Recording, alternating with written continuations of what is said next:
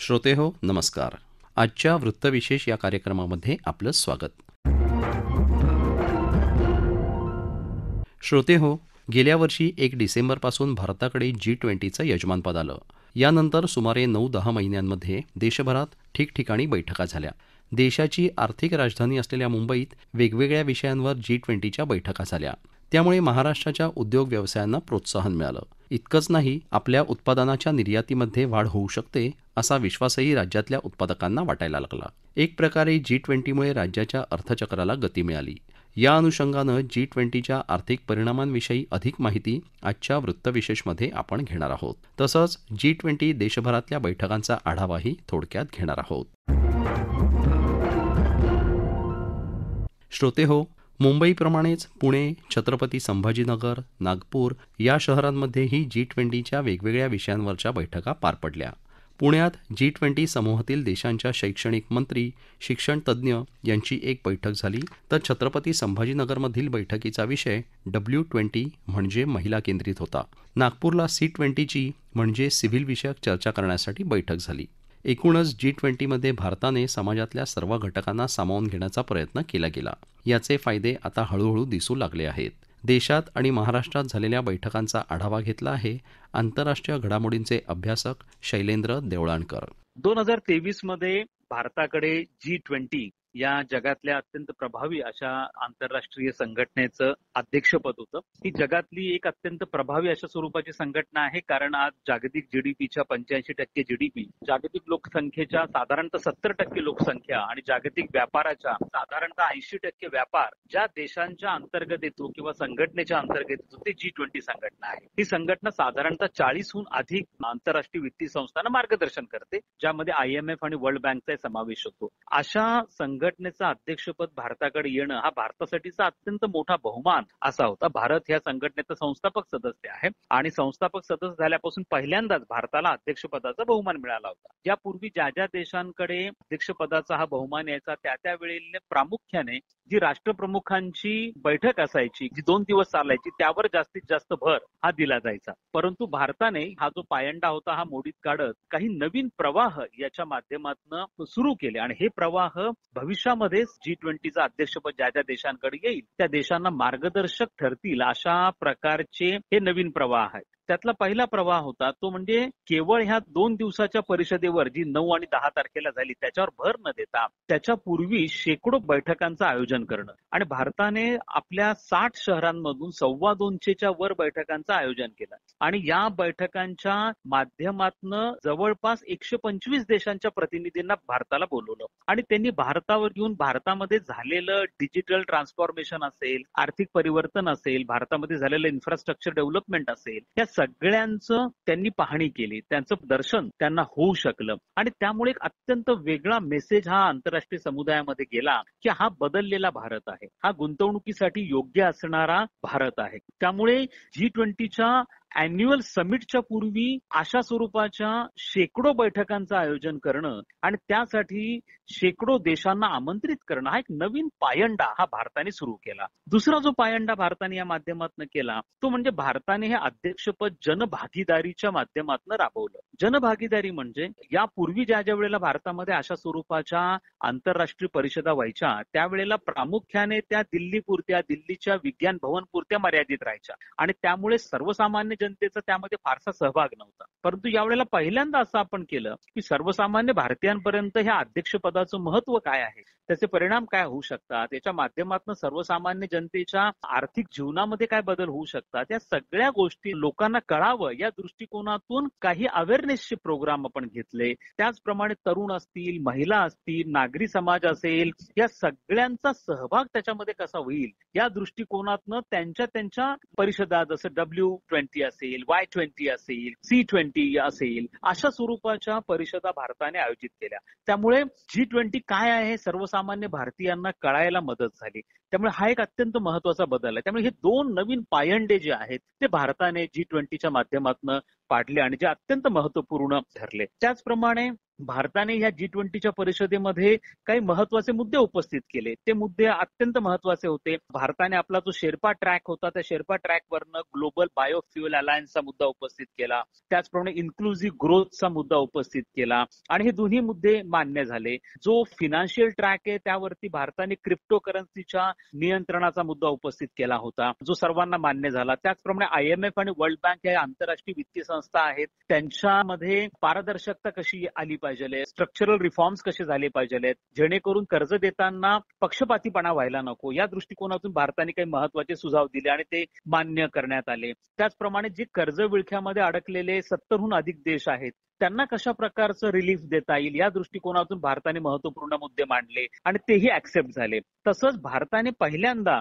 जसं सबका साथ सबका विकास हा नारा केंद्र सरकारचा देशांतर्गत पातळीवरती आहे, तशाच पद्धतीने तोच नारा सबका साथ सबका विकास आंतरराष्ट्रीय पातळीवरती आपण आणण्याचा प्रयत्न केला. याला अर्थ असा होतो की सामाजिक न्यायाची जी संकल्पना आहे, सोशल जस्टिस, ही आपण जागतिक राजकारणात आणण्याचा प्रयत्न केला आणि त्याच्या माध्यमातून भारताने जे आफ्रिकन युनियन आहे त्यांना G20चं सदस्य बनवून घेण्याच्या दृष्टीने प्रयत्न केले. 6 महिने भारताचे राजनैतिक प्रयत्न झाले आणि अंतिमतः आफ्रिकन महासंघ हा G20चा सदस्य बनला. यातनं भारत ग्लोबल साऊथचा एक व्हॉइस म्हणून जगाच्या पुढे आला आणि भारताच्या दृष्टिकोनातून अत्यंत महत्वाची बाब आहे आणि भारताचे अध्यक्षपद जगभरामध्ये किंवा भविष्यामध्ये सातत्याने लक्षात ठेवलं जाईल, कारण याच बैठकीमध्ये आफ्रिकन महासंघ हा G20चा सदस्य बनला. त्यामुळे ही एक अत्यंत महत्वपूर्ण बाब आहे. या ज्या बैठका भारतामध्ये विविध शहरांमधून आयोजित केल्या गेल्या त्या 60 सिटीज मधून केल्या. महाराष्ट्रामध्ये ज्या बैठकांचं आयोजन केलं ते प्रामुख्याने 4 शहरांमधून केलं गेलं होतं, मुंबई, नागपूर, औरंगाबाद आणि पुणे. आणि या ठिकाणी ज्या बैठका झाल्या त्या अतिशय महत्वाच्या होत्या आणि त्या एकूणच G20च्या समोर जी महत्वाचे प्रश्न आहेत त्यांच्या दृष्टिकोनातून होत्या. त्याचप्रमाणे भारताचं जे सामर्थ्य आहे ते दाखवणाऱ्या होत्या. उदाहरणार्थ पुण्यामध्ये 2 अत्यंत महत्वपूर्ण बैठका झाल्या ज्यामध्ये भारतामधला साधन संपत्तीचा विकास अधोरेखित करण्यात आलेला होता, त्याच्या संदर्भात झालं. त्याचप्रमाणे दुसरी बैठक झाली ती शिक्षणाच्या संदर्भामध्ये झाली. शिक्षण हा एक अत्यंत महत्वपूर्ण विषय आहे. भारतामध्ये आणि महाराष्ट्रामध्ये राष्ट्रीय शिक्षण धोरणाची अंमलबजावणी आता सुरू झालेली आहे. त्या दृष्टिकोनातून काही मुद्द्यांवरती सहमती व्हावी, विचारांची देवाणघेवाण व्हावी म्हणून तोही मुद्दा अत्यंत महत्वपूर्ण होता. IT सेक्टर मधली एक महत्वपूर्ण कॉन्फरन्स झाली. औरंगाबादमध्ये इन्फ्राच्या बाबतीमधली एक महत्वपूर्ण कॉन्फरन्स झाली. त्यामुळे या माध्यमातून विविध प्रश्न आहेत त्यांच्यावरती सहमती घडून आणण्याच्या दृष्टिकोनातून व्यासपीठ हे तयार झालं असं आपल्याला म्हणावं लागेल. एकूणच भारताचा जो G20चं अध्यक्षपद राबवण्याचा अनुभव होता हा अनुकरणीय अशा प्रकारचा आहे, ऐतिहासिक अशा प्रकारचा आहे आणि येत्या काळामध्ये ज्या ज्या देशांकडे अध्यक्षपद असेल त्या त्या देशांना मार्गदर्शक ठरणारा असेल असं आपल्याला म्हणता येईल.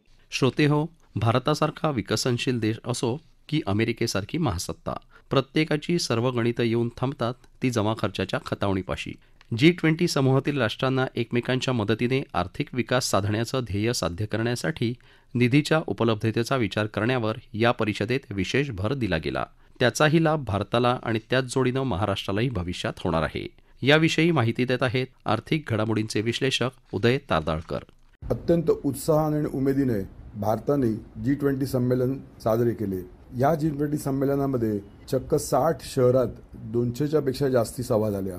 या सभांचं काही मोठं फलित भारताच्या दृष्टीने म्हटलं तर 2 किंवा 3 आपल्याला सांगता येईल. सर्वप्रथम म्हणजे आपण म्हणतो की सर्वसमावेशक असावं कुठलीही सभा आणि त्याचं फलित काय असावं, तर त्या दृष्टीने जगातली जी एक गरीब देशांची यंत्रणा ज्याला आपण म्हणू शकतो, आफ्रिकेतली 55 देशांची जी आफ्रिकन युनियन आहे त्यांना G20चं सभासद देण्यामध्ये भारताने पुढाकार घेतला आणि त्याच्यात यशस्वी पण झालं भारत. दुसरी गोष्ट म्हणजे ज्याला आपण म्हणतो की जागतिक व्यापारामध्ये मोठा त्याचा एक परिणाम होऊ शकतो, याला म्हणतात की middle east Europe USA corridor. याचा उपयोग जे माल वाहतूक आहे त्याच्यासाठी होणार आहे. भारतापासून मिडल ईस्ट म्हणजे आखाती देश आणि युरोपमधले सगळे जे युरोपियन युनियनचे देश आहेत यांच्यापासून अगदी अमेरिकेपर्यंत.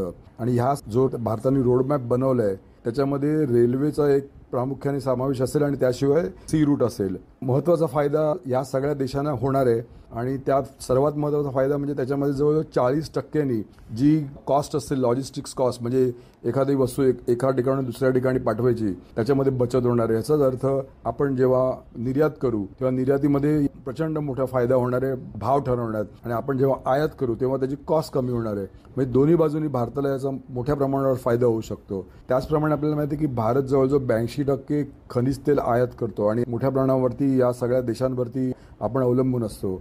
त्यासाठी आपलं जवळजवळ 16 लाख करोड रुपयांचं साधारण फॉरेन एक्सचेंज पण खर्च होतं आणि काही दिवसांपासून म्हणजे बायोफ्युएलसाठी एक मोठ्या प्रमाणावरती एक यंत्रणा असावी असा भारताने प्रयत्न केला होता आणि त्याच अनुषंगाने पण इथेनॉल पेट्रोलमध्ये मिक्स करून वापरावं यासाठी पुढाकार घेतला आणि आपण एक 10%चं उद्दिष्ट ठेवलं होतं. ते उद्दिष्ट आपण 5 महिने आधीच पूर्ण केलं आणि आता साधारण आपण 11.5% एवढं इथेनॉल वापरतोय. बरं, हे इथेनॉलचा वापर आपण 20%वरती नेणार आहोत आणि हे इथेनॉल मका किंवा ऊस या सगळ्या उत्पादकांपासून होतं आणि त्यामुळे मोठ्या प्रमाणावरती पर्यावरणाचं नुकसान पण कमी होतं. असे दुहेरी फायदे ह्याचा आहे. त्यानंतर जर महाराष्ट्राचा विचार केला तर मुंबईमध्ये एकूण 5 सभा झाल्या आणि पुण्यात 1 सभा झाली. त्या सभेचा गाभा सर्वसमावेशक डेव्हलपमेंट कशी व्हावी आणि त्यासाठी अर्थात आपल्याला माहिती आहे की भारताने एक मोठा धडा घालून दिलाय जॅम ट्रिनिटीच्या मार्फत की आपण जनधन, आधार आणि मोबाईलतर्फे गरीब लोकांच्या खात्यात पैसे जमा करतो आणि त्यामुळे जी गळती आहे ती पूर्णपणे थांबली गेली आहे. त्याशिवाय इन्फ्रास्ट्रक्चरसाठी आपण पुण्याची निवड केली होती. तिकडे मोठ्या तऱ्हेने याचा उहापोह झाला आणि त्याचंच जे आपण बघतो की जो कॉरिडॉर आता होणार आहे त्याचं रिफ्लेक्शन तिकडे दिसलं. शिवाय एकूणच इंडस्ट्री आणि उद्योग यांचा जर विचार केला तर लघु आणि मध्यम उद्योजकांना ह्या सर्वसमावेशक गोष्टींचा तसंच आपण ज्या डिजिटल इन्फ्रास्ट्रक्चरमध्ये मोठी मुसंडी मारली आहे त्याचा कसा फायदा होईल ह्याचा विचार केला गेला आणि त्यासाठी मुंबईत मोठ्या प्रमाणात या कंपन्या आहेत त्यांना एक व्यवसाय मिळू शकतो. तसेच एनर्जी ट्रान्झिशन आपल्याला माहिती आहे की आपण हरित ऊर्जा वापरतो आणि भारताने त्यासंबंधी मोठ्या प्रमाणावरती आपल्याकडे उद्दिष्ट ठेवले. तसंच आपण एक धडा घालून दिला बायोफ्युएलमध्ये. त्यालाच जोडून आपण म्हटलं तर भारतामध्ये किंवा जगामध्ये एक मोठी समस्या आहे ज्याला आपण म्हणतो पर्यावरणाची आणि माणूस हा निसर्गाच्या विरुद्ध जाऊन ज्या गोष्टी करतो त्याचा विपरीत परिणाम होतो आणि त्या दृष्टीने भारताने मोठ्या प्रमाणावरती प्रयत्न केले ज्याला आपण म्हणतो ग्रीन एनर्जी म्हणजे हरित ऊर्जाचे उत्पादन करायचं. तसंच आपण सोलर एनर्जीमध्ये मोठ्या प्रमाणावरती पुढाकार घेतला तर त्या सगळ्या कंपन्यांना महाराष्ट्र आणि मुंबईभर मोठ्या प्रमाणावर प्रतिसाद मिळतोय आणि त्याचा नक्कीच फायदा होईल. सरतेशेवटी आपण एक बघितलं की आपण कुठलाही व्यवसाय करतो तेव्हा त्याच्यामध्ये कमीत कमी जोखीम कशी ठेवावी आणि ही कमीत कमी जोखीम ठेवताना किंवा कधी कधी जोखीम ही अनिवार्य असते एकूणच ती कशी मॅनेज करावी यासाठी मोठ्या प्रमाणात मुंबईमध्ये उहापोह झाला आणि बँकांचं उदाहरण घेतलं तर बँकांमध्ये जोखीम हँडल करण्यासाठी जी कर्ज देतात त्यासाठी एक रिस्क मॅनेजर लागतो ते जोखीम हँडल करायला. अशा विविध क्षेत्रामध्ये मग सायबर सिक्युरिटी असेल तिकडे पण रिस्क रिडक्शन लागतं म्हणजे आपला डेटा कुठेही शेअर होऊ नये. ह्या सगळ्या गोष्टींसाठी मोठ्या प्रमाणावरती याचा वापर कसा होईल